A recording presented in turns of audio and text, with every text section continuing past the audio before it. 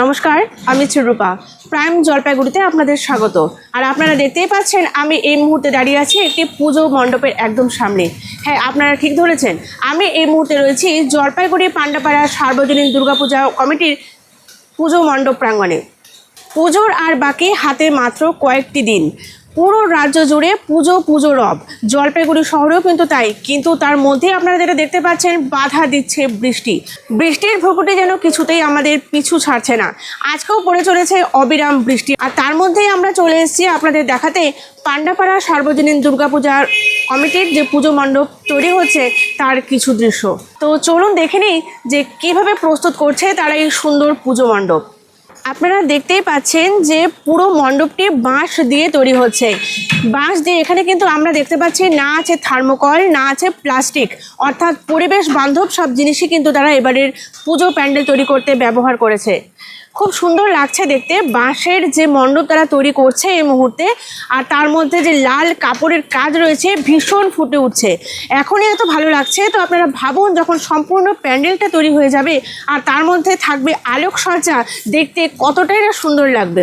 আর প্রত্যেকবারে কিন্তু পান্ডাপাড়া সার্বজনীন দুর্গাপূজা কমিটি একটা বিশেষ কিছু করে দেখানোর চেষ্টা করে, এবারও তার ব্যতিক্রম নয়। আমরা দেখতেই পাচ্ছি এখানে শিল্পীরা খুব সুন্দরভাবে কাজ করে চলেছে আর তাদের নিরলস কাজ আমাদের উপহার দেবে একটি সুন্দর পুজো মণ্ডপ। দেখুন কি অপূর্ব সুন্দর ভেতরের কাজ। এখানে কিন্তু পুরোটাই বাঁশ দিয়ে তৈরি, বাঁশের নানান জিনিস দিয়ে তারা কাজ করে চলেছেন।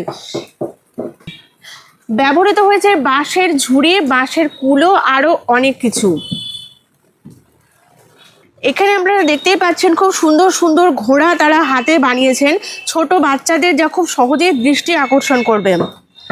খুব সুন্দর সুন্দর কী দিয়ে তৈরি তা সঠিকভাবে এখনও বোঝা যাচ্ছে না, তবে শিল্পীরা যে তাদের সেরাটা দিতে চলেছেন এবারের পুজোয় তা কিন্তু আর বলার অপেক্ষা রাখে না। শিল্পীরা খুব সুন্দরভাবে নিরলসভাবে কাজ করে চলেছেন, রোদ জল ঝড় বৃষ্টি উপেক্ষা করে তারা তাদের কাজে মগ্ন। আর যেটা আমি এই মুহূর্তে বললাম, বাইরে কিন্তু অঝোর বৃষ্টি চলছে আর তার মধ্যেই এখানে যারা শিল্পী রয়েছেন তারা তাদের কাজে তাদের লক্ষ্যে অবিচল রয়েছেন। আমরা এই মুহূর্তে আমাদের সাথে পেয়ে গেছি এত সুন্দর মণ্ডপ যারা তৈরি করেছেন সেই সব শিল্পীদের। তাদের হাতের ছোঁয়ায় কিন্তু সেই মণ্ডপগুলো পূর্ণতা পায়, অথচ বেশিরভাগ সময় তারা থেকে যায় প্রচারের আড়ালে। আর জেনে নেব এই দাদাদের থেকে তারা কি থিম রেখেছেন এবারের এই পুজোয়। দাদা নমস্কার, আমরা প্রাইম জলপাইগুড়ি চ্যানেল থেকে এসেছি। পান্ডাপাড়া সার্বজনীন দুর্গাপূজা কমিটি প্রত্যেকবারই কিন্তু খুব সুন্দর সুন্দর পুজো মণ্ডপ, প্যান্ডেল আর প্রতিমা আমাদের উপহার দেয় পুরো জলপাইগুড়িবাসীকে। তো এবারে আপনারা তৈরি করছেন এই পুজো মণ্ডপ আর প্যান্ডেল। তো এবারে আপনাদের পুজোর থিম কি? এবার পুজোর থিম হচ্ছে মৃত্তিকায় অনামিকা। আচ্ছা, এর ভেতরে সমস্ত কিছু, এখানে হাতের কাজ, সমস্ত কিছু বাঁশ, হোগলা পাতা, হ্যাঁ, কড়ি, এসব দিয়েই এর কাজ হবে। হ্যাঁ, তো আমি ইতিপূর্বে যে কথাটা আপনাদেরকে বললাম, এখানে কিন্তু সম্পূর্ণ পরিবেশ বান্ধব জিনিস দিয়ে তারা এই পুজো মণ্ডপটি তৈরি করেছেন, যা নিঃসন্দেহে প্রশংসার যোগ্য। যেখানে প্লাস্টিক, থার্মোকল এসব কিছুই কিন্তু ব্যবহার তারা করছেন না।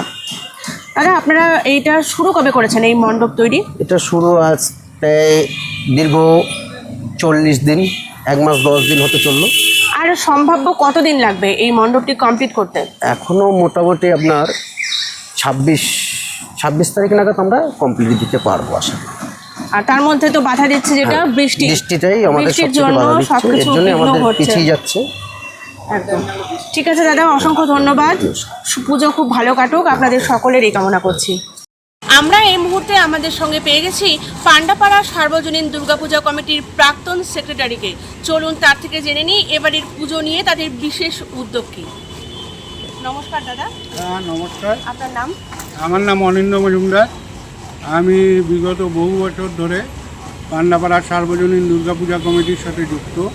আচ্ছা, আপনারা জানেন যে পান্ডাপাড়া সার্বজনীন দুর্গাপূজা কমিটি প্রত্যেক বছরই নতুন কিছু কোনো ভাবনা উপস্থাপন করে। এবছরে 97তম বর্ষে আমাদের থিম হচ্ছে মৃত্তিকায় অনন্তা, অর্থাৎ অনন্ত মানে হচ্ছে যার কোনো শেষ নেই।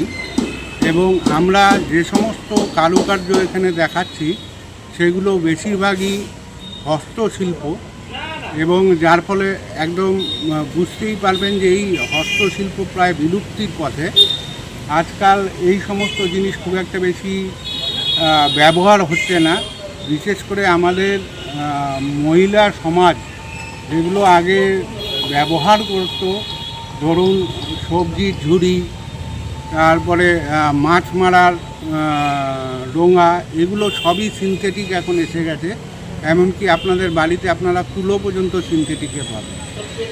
এইগুলো যাতে জনসাধারণের মধ্যে জেগে ওঠে, তার জন্য আমাদের এবারকার ভাবনা মৃত্তিকায় অনন্তা, এবং যার ফলে যেমন দেবী দুর্গা মাটি দিয়ে যেমন তৈরি হয়, সেরকম আজকাল বিভিন্ন জায়গায় আপনারা দেখতে পাবেন ফাইবারের তৈরি হয়ে থাকে। কিন্তু এই জিনিসটা আমরা বিশ্বাস করি না। আমরা মাটিতে যে বিভিন্ন দেবীর মূর্তি এবং মাটি থেকে উৎপন্ন জিনিসের দ্বারা যে মণ্ডপ সজ্জা করা যায়, এইটাই এবার আমাদের ভাবনা। আর আরেকটা জিনিস যেটা আমি জানতে চাইবো, প্রত্যেকবারই আমরা দেখি এখানকার যে দুর্গা প্রতিমা থাকে তার বিশেষ আলাদা হয়, যার একটা আলাদা একটা স্বতন্ত্র একটা রূপ থাকে মায়ের, আমরা দেখতে পাই। তো এবারে আপনারা যে মায়ের মূর্তি আনয়ন করতে চলেছেন তা কোথা থেকে আপনারা আনছেন, বা মৃৎশিল্পী বা কি? আমাদের যে মৃৎশিল্পী, সে শিলিগুড়ি কুমোরটুলি যে আছে, সেই কুমোরটুলির থেকে আমাদের প্রতিমা আসবে। মৃৎশিল্পীর নাম মনোজ পাল। আর এখানকার শিল্পীদের থেকে আমরা শুনলাম কী কী সামগ্রী তারা ব্যবহার করেছেন এই সুন্দর পুজো মণ্ডপটি তৈরি করতে। ক্যামেরায় পিঙ্কির সঙ্গে আমি শ্রীরূপা, প্রাইম জলপাইগুড়ি, সবার আগে সবার কাছে।